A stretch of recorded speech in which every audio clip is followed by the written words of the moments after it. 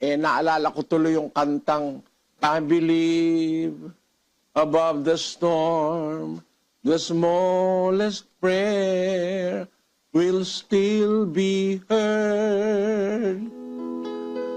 I believe that someone in the great somewhere hears every word. Every time I hear a newborn baby cries, or touch a leaf, or see the sky, then I know why I believe. Buti pa yung gumawa ng kanta, alam niya yung sinasabi niya eh. Sabi niya, I believe above a storm, the smallest prayer. Biro mo, sa gitna ng storm, sa bagyo, manalangin ka kahit bumabagyo. Yung pinakamaliit na panalangin ay maririnig niya. I believe that someone in the great somewhere hears every word. Isang dakilang lumikha na nalalaman niya, naririnig ang lahat ng letra ng salita ng panalangin mo. Yun ang sabi. Paano mo ngayon uulit-ulitin, kapatid? Huwag po kayo magagalit. Wala po ang rosaryo sa Biblia. Hindi po turo ni Kristo. Lumitaw lang ang rosaryo 1,000 taong mahigit pagkamatay ng mga apostol at pagkaakyat sa langit ni Kristo. Paano ngayon natin magiging sasabihin authentic yung aral na yan ng Katoliko? Kayo man mag-isip, ang pinapanalanginan mo makapangyarihan sa lahat. Nakakarinig kahit may bagyo. Hindi mo pa nga binibigkas, alam niya na. Paano ka ngayon magpapaka-ulit-ulit sa pananalangin? Kaya ang sabi ni Kristo, tandaan niyo po ang talata. Sa pananalangin ninyo, huwag niyong gamitin ng walang kabuluhang paulit-ulit, sapagkat iniisip ng mga hintil sa marami nilang kasasalita, diringgin sila. Huwag kayong magsigaya sa kanila, sapagkat talastas ng inyong Ama ang mga bagay na inyong kinakailangan bago ninyo hingin sa Kanya. Sa Cebuano, ang sabi sa 6:8, busa, dili kamo manig-ingon kanila, kay nahibalo ang inyong amahan sa inyong mga kinahanglan, sa wala pa kamo magapangayo kaniya.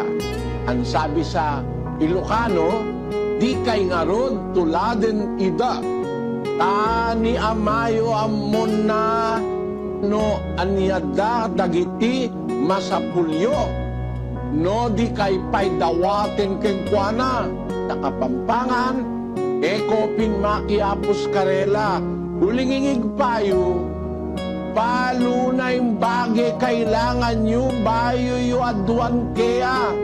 Napakaliwanag, huwag kang mananalangin ng paulit-ulit, bawal ni Kristo, na sa isang pagkakataon, dun mismo sa oras na yon, uulit-ulitin mo kasi hindi naman makulit ang Diyos. Ang Diyos ay hindi naman bingi. Ang Diyos ay hindi naman bobo.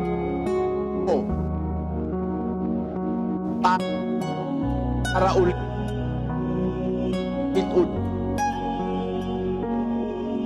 ulitin mo ang panalangin. Yan, Ecclesiastes. Pakinggan nyo. Ingatan mo ang iyong paa pagka ikaw ay napasa sa bahay ng Diyos, sapagkat ang paglapit upang makinig ay maigi kaysa magbigay ng hain ng mga mangmang, sapagkat hindi nila nalalaman na sila'y nagsisigawa ng kasamaan.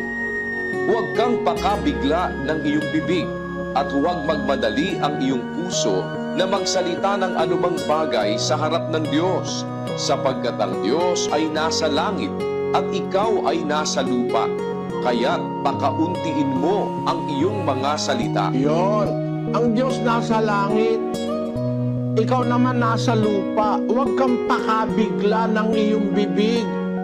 At huwag kang magmadali ng iyong puso na magsalita ng anumang bagay sa harap ng Diyos. Kakauntiin mo ang iyong salita. Halimbawa, may sakit yung asawa mo. Mananalangin ka sa Diyos. O kaya lumilindol, mananalangin ka sa Diyos. Nung araw po kasi lumindol, natatandaan niyo yung malakas na lindol sa Pilipinas. Nandun kami sa may Makati. Nagkakabasag yung mga bintana dun sa Ayala Avenue. Nagbabagsakan sa lakas ng lindol. Yung katabi naming lugar doon, meron dong may sugalan doon Magdamagan yung mga nagsusugal doon. Nung lumindol, binitawan yung mga baraha. Nag-umpisa na, Ama namin sumasalangit ka, sambay ng ngalan mo, mapasa amin ang kaharian mo, bigyan mo kami ng kung ano-ano, yung ulit-ulit yun, ulit-ulit. Hanggang natapos yung lindol, ako tapos na ika. Kinuha uli yung baraha, tuloy-uli yung kanilang sugal. Naisip ko, at ganon, lumilindol na, ang panalangin pa, bigay mo sa amin ang aming kakanin sa araw-araw. Makakakain ka ba pagka lumilindol? Tapos ulit-ulit. Naisip ko lang po mga kababayan, kung mananalangin tayo, sabi ng Diyos, nasa langit siya, nasa lupa ka, ang layo ng distansya. Pakauntiin mo ang iyong salita. Siguro kung mananalangin ka, lumilindol, yung mga pamilya mo, inaalala mo, Panginoon, maawa ka po sa amin, sa aking sambahayan, asawa't mga anak, iligtas mo kami sa kapahamakang ito. Tapos na.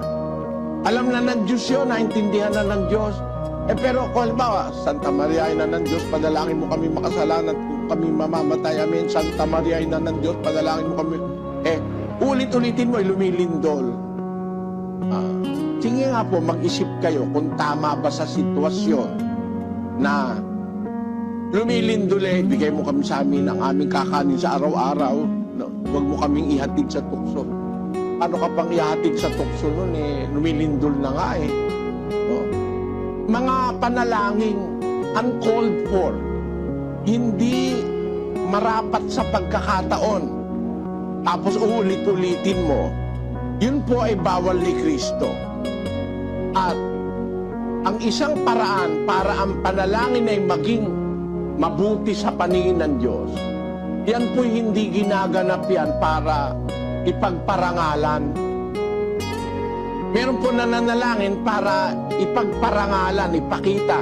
Nananalangin sa daan, nananalangin sa mga kalye, nananalangin sa mga kapilya na nakabukas ang mga pintuan, ang mga bintana.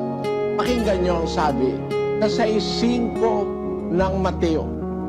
At pagka kayo ay nagsisidalangin, ay huwag kayong gaya ng mga mapagpaimbabaw, sapagkat iniibig nila ang magsidalangin ng patayo sa mga sinagoga at sa mga likuang daan, upang sila'y makita ng mga tao. Katotohanang sinasabi ko sa inyo, tinanggap na nila ang sa kanila'y ganti. Tatapwat ikaw, pagka ikaw ay mananalangin, pumasok ka sa iyong silid, at kung mailapat mo na ang iyong pinto, ay manalangin ka sa iyong Ama na nasa lihim, at ang iyong Ama na nakakikita sa lihim ay gagantihin ka. Ayon, ang pananalangin mga kababayan, maliwanag, hindi po yan ginagana para ipakita sa tao. It is a private matter between us and our God. Hindi po yan para ipakita sa tao yung pananalangin. Kaya nakita nyo, sa ating mga coordinating centers, hindi natin ginaganap yan na para ipakita sa tao. Kaya ang mga coordinating centers natin, nagsasara tayo ng pinto, pinasarahan natin ng bintana pagka mananalangin na tayo. Hindi para ipakita sa tao na tayo nananalangin. Pag mananalangin ka, sabi ng Diyos, huwag kang gaya ng mapagpaimbabaw. Iniibig nila ang manalangin ng patayo. Bakit gusto nilang manalangin ng patayo? Sa mga sinagoga, at sa mga daan